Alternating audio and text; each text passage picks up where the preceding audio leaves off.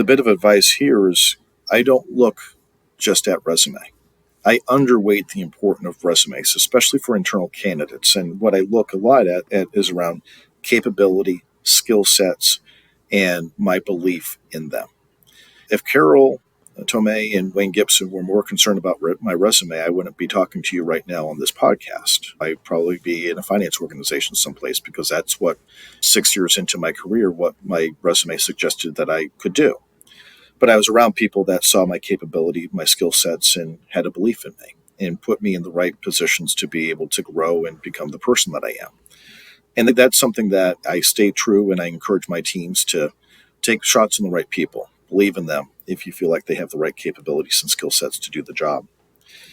Another thing that I learned from two leaders at McKesson was how important it is as a leader to be truly engaged with your people. These two bosses in particular that I had at McKesson, I traveled a lot for work, and very often when I would see them, or actually every time that I saw them, they would shake my hand and they would never ask me how my business was, never, or how things were going with my P&L.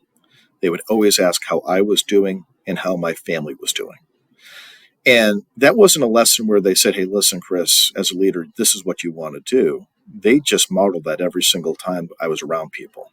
It was about me as a person, as an employee, as a team member of theirs, that they truly took an interest in me. And that personal connectivity as a boss is something that really has stayed anchored into how I try to operate. And then I can remember one leader in particular at Home Depot that was just extremely strategic and a great strategic thinker and had the ability to really prepare. And I learned that to be concise with communication was through preparation.